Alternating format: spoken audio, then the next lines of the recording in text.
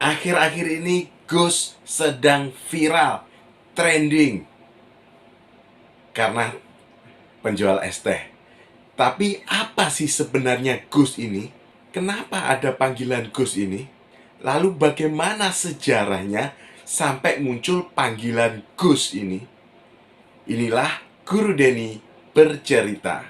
Guru Denai bercerita,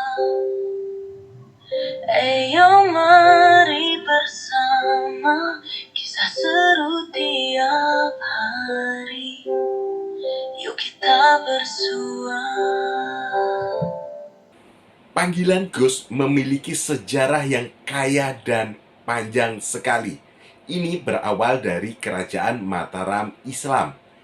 Gus itu berasal dari kata Gusti, diberikan kepada putra-putri bangsawan atau anak-anak raja seperti Gusti Pangeran Haryo. Panggilan ini untuk meninggikan status mereka untuk membedakan dengan rakyat biasa. Pada awalnya, panggilan ini hanya untuk kalangan kerajaan saja.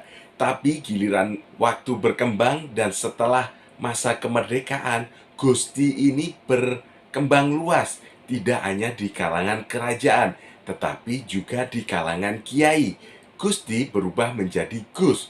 Gus dipakai untuk memanggil putra pimpinan pesantren. Jadi disebutlah Gus dengan sebutan namanya. Gus ini, Gus itu.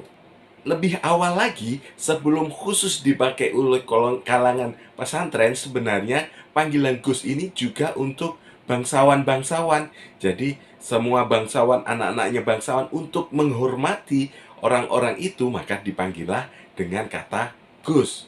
Lama-kelamaan, Gus ini hanya khusus untuk pesantren-pesantren saja, terutama pesantren-pesantren NU, sebagai simbol penghormatan untuk mereka dan juga sebagai harapan bahwasanya Gus ini bisa meneruskan perjuangan bapaknya dalam memimpin sebuah pesantren.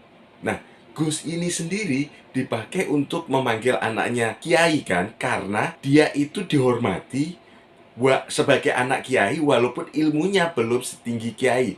Nah, sebenarnya panggilan Gus ini akan berakhir ketika dia sudah memimpin pesantren, sudah memiliki pesantren, disebut nanti berubah sebutannya menjadi kiai seperti itu.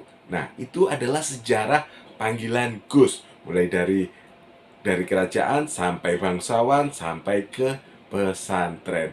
Namun akhir-akhir ini karena hebatnya panggilan Gus ini, maka tidak sedikit orang yang melabeli dirinya dengan panggilan Gus. Supaya apa? Supaya mendapatkan penghormatan dari publik, supaya sebagai branding dia agar bisa terpandang di kalangan publik. Di lain pihak, panggilan Gus itu juga dipakai untuk memanggil keseharian juga. Jadi tidak hanya kiai atau anak bangsawan, di beberapa daerah panggilan Gus itu untuk pengganti kata mas atau abang di daerah lain.